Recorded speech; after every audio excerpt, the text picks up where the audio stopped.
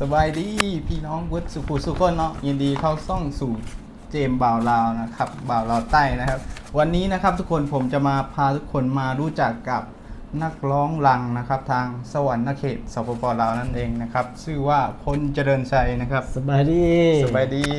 ไปจากไหนมา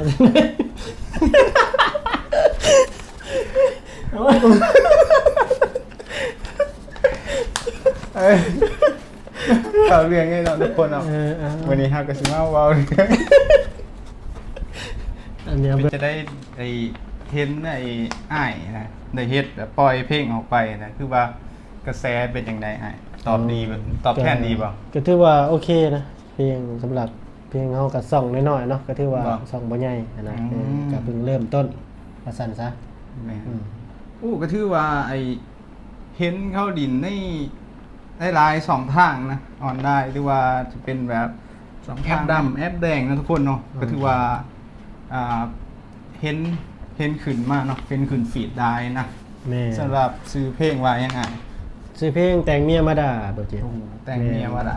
ก็คือเนื้อเพลงเนาะทุกคนเนาะทุกคนกับเขากันกับชีวิตได้หลายคนเนาะพูดว่าได้เมียแล้วเนาะก็คือแบบว่าบางคนกับเขาบางคนกับนิดๆมันก็ต้องมีแหละเนาะมันก็ต้องมีนะคือแบบว่าในเนื้อหาของเพลงนะแบบว่าแรกๆก็ดียังประมาณนี้นะดีว้าวเจ้าค่อยนะพออยู่ไปเฮิงๆแล้วแบบนี้ด่าแบบนี้คือแบบมีแต่คำหยาบคายนะคำใส่มาใส่กับหัวเบาหวานปานน้ำอ้อยอย่างเนาะเจ้าข่อยเนาะในเนื้อเพลงของเพิ่นได้แล้วก็คอยเข้าไปเบิ่งในคอมเมนต์ก็คือว่าเห็นเห็นไอ้แบบแฟนคลับจ้ะนี่ว่าแบบว่าเป็นเขาก็ชีวิตเขาอ่ะนะผู้ผัวเมียเขานะก็สิประมาณนั้นเนาะก็ถือว่าเพลงนี้ถือว่าไอ้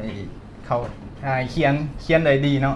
คือว่าอาจารย์ทั้งหลายแต่งเพลงอันนี้ก็สิเป็นทั้งอาจารย์ติงเนาะอาจารย์ติงแต่งเพลงนี้เนาะแต่งได้ก็มาให้เจ้าเป็นคนทำนองคำร้องเป็นเจ้าเวิร์ดเนาะร้องกับบอมบาน่านะบ่แมนคู่กันได้เนาะแมนบอมบาน่าเป็นคนร้องเอาดนตรีแต่ว่าอาจจะว่าเพลงจันนี่ก็สิบ่ได้มีเพลงนี้เพลงเดียวเนาะมีหลายเพลงอยู่มีหลายเพลงเนาะก็อยากให้ทุกคนนะเขาไปฟังเบิ่งในเพลงของคนจะเดินไส้เนาะสองทางคนจะเดินไส้นี่แหละเป็นนักร้องลาวนะครับกำลังแบบว่ามีความไฟฟันอยากเป็นศิลปินนักร้องลาวเนาะศิลปินนักร้องลาวก็ถึงว่าบ่ดังหรอกก็บ่ได้คิดว่าบ่ได้หวังว่าสิดังด้วยความฮักนะแบบว่าจะเฮ็ดมักในผลงานเพลงจะเฮ็ดด้วยใจมากกันแม่นด้วยใจมากก็ถึงว่าเสียงก็บ่ดีปานใดดอกทุกคนเลยแต่ว่าเฮามักเนาะมักในด้านนี้ก็ได้ว่าอยากแสดงออกอยากเฮ็ดออกมาถึงว่าสิโบราณก็สร้างหรือว่าเฮาเฮ็ดให้มาแบบสิ่งที่เฮาอยากเฮ็ดเฮาต้องลงมือเฮ็ดหน่อยเนาะแม่นโอ้ก็ถือว่าอ้ายด้านนี้เป็นคนที่มีความตั้งใจสูงเนาะเพื่อว่าก็เร็วๆนี่ก็สิมีผลงานใหม่ๆได้เปล่าเจนแม่นเนาะแม่นตอนนี้กำลังส่งไปเฮ็ดดนตรีอยู่2เพลงเลยทุกคนเนี่ย2เพลงเลยเร็วๆนี่ล่ะก็คือไอ้พวกนี้ก็มีแผนการปล่อยออกเรื่อยๆมันบอกเพลงเรื่อยๆมีชื่อเพลงยังไงบอกชื่อเพลงได้บ่เพลงใหม่บ่เพลงใหม่นี่สิมีหักน้องทั้ง2คนแล้วก็ดีว่ะดีฝากหักสาวจอมหาดฝากหักสาวจอมหาดแม่นสื่อผลงานเพลงนะทุกคนเป็นเพลงเราๆบ้านเฮาแหละสนใจนะทุกคนแม่นเพลงสิดังบ่ดังก็ยากเพลงหักน้องทั้ง2คนนี่คือผู้ชายนี่ในเนื้อหานี่คือมีผู้ชายคนนึงผู้หญิง2แม่นบ่แม่นผู้หญิง2คนบ่เจ็บก็คือแบบสิเลือกผู้นี้ก็สิได้ผู้นั้นนะก็เลยไปปรึกษากับเมียซะอย่างประมาณนั้นนะในเนื้อหาของเพลงจะมาถึงสากว่าก็จังวะนะในเนื้อหาของเพลงเป็นจังได๋ขอทั้ง2คนได้บ่อย่างประมาณนี้นะสิเลือกเมียก็สิได้น้องสิเลือกน้องก็สิได้เมียนะก็เลยขอเมียทั้ง2คนนะขอ2คนน่ะมาอยู่นำกันได้บ่อย่างประมาณนี้ ก็ถือว่าความหมายดีนะทุกคน แม่น ในเพลงนี้ถ้าทุกคนนะครับไปเตรียมรอส้มรอฟังได้เนาะ แม่น ตอน เพลงนี้ก็ว่าสิเฮ็ดออกมาให้มันดีกว่าเก่านั่นแหละทุกคนเลย อืม ก็สิ่งใดที่มันบ่ดีที่ผ่านๆมาเฮาก็สิพยายามแก้ไขอะนะหักไอ้เนี่ยก็ห่างน้องทั้งสองคน แม่นทั้งทั้งสองคน เพลงนี้ก็โอ้ก็แต่งแล้วเฮิงเลยแหละ แต่ว่าบ่มีเวลาได้เฮ็ด เอา แม่น ก็คือเฮาก็เฮ็ดคอยทยอยออกไปเรื่อยๆเนาะ แม่น เพื่อ แม่ แฟ น ครับ แม่น ที่สิติดตามไอ้พ่นนี่คือร้ายเนาะทางสองทาง YouTube แม่นแอปแดงบัตรแดงแล้วเนาะ เพลงที่ผ่านมาเฮ็ดมานี่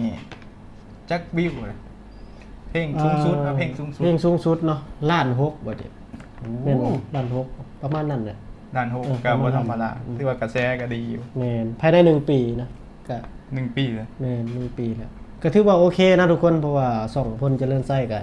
ยังเป็นส่องน้อยอยู่นะ อืม ผู้ติดตามก็หลักพันอยู่หั่นนะยังบ่ฮอดหมื่นคันเป็นส่องใหญ่ก็ไหวเนาะบ่เจมส์ อืม เพลงหลักล้านนี่ก็ ว่าเฮ็ดไปนะ อืม เพราะว่าเขามีความตั้งใจ แม่นมีความตั้งใจ แต่ว่าอันนี้กระแสก็ตอบรับดีเลย แม่น ถือว่าดี เพราะว่า ก็ถือว่านอกจากขอบคุณ อืม FC หลายๆคนนั่นแหละเพราะว่า ที่พลเจริญไส้เอาเพลงลงในช่อง YouTube บ่เคยเห็นตีส้มเลยนะ ว่า มีแต่ว่าม่วนอย่างเดียว โอ้ บ่เคยว่านู่นนี่นั่น อืม บ่ม่วนหรือบ่ม่วนนะ เพราะว่า อืม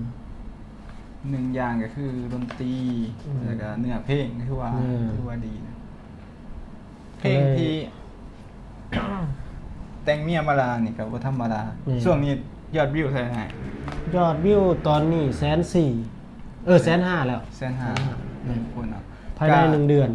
ก็ฝากทุกคนเนาะ แม่น เขาไปฟังเพลงของอ้ายเพิ่นน่ะเด้อไป แม่ ซอยซัพพอร์ตเนาะครับซอยซัพพอร์ตแล้วก็ซอยไปรันยอดวิวแน่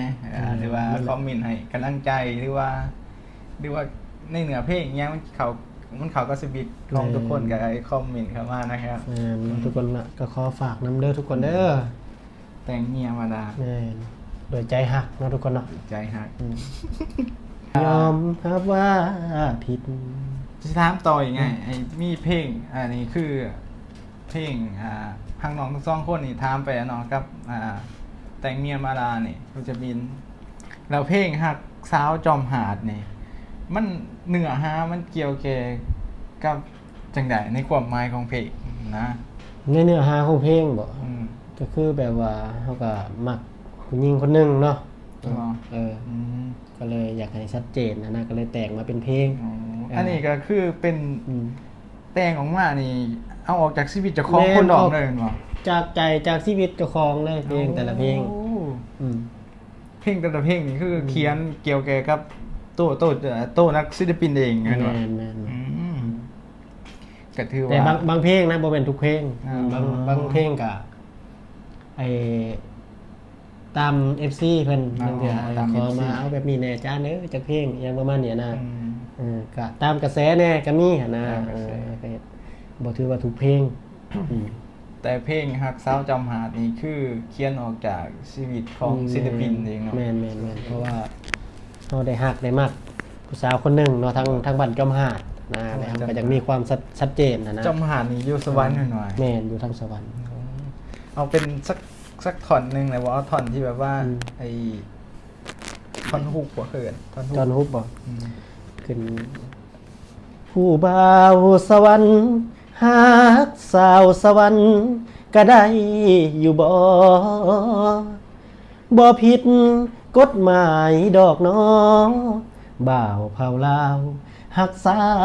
วผู้ไทยก็สิประมาณนี้เนาะว่าเจมส์ โอ้โห เพิ่นน่ะเป็นสาวผู้ไทยเนาะทางบัด สาวผู้ไทย แม่น ผู้วาวสวรรค์ฮัก แม่น สาวสวรรค์บ่ผิดกฎหมายว่านะ แม่นประมาณนี้ ก็คือว่าเนื้อเพลงนี่ดีนะ บ่ นะ อืม คือว่ามันแบบมันฟังแบบว่าฮักเล่าอะมันบ่ผิดต่างนะบ่ผิดกฎหมายว่าบ่ถูกจับนะ บ่ถูกจับหรอกนะในความหักเนาะแบบถ้าไปเฮาไปฮักเมียเขานี่ผิดกฎหมายว่าไง ก็จังหวะเนาะก็คือ เพลงจะมีร้องนะเนาะหลงหักเมียเขาคันเว้าก็ยันคนได้ยินบ่ผิดบ่ผิด อืม เขาว่า เออ เขาบอกอย่ามันผิดกฎหมาย บ่ บ่ผิดกฎหมายถึงปืนพวกอะไร แล้ว เนาะ ประมาณนั้นแหละจะได้สนอ เนาะ อยู่กันมาดนหน้ามนต์น้องก็เปลี่ยนไปสำราญบัวเป็นคนใส่บ่ได้ใจก็มีแต่จม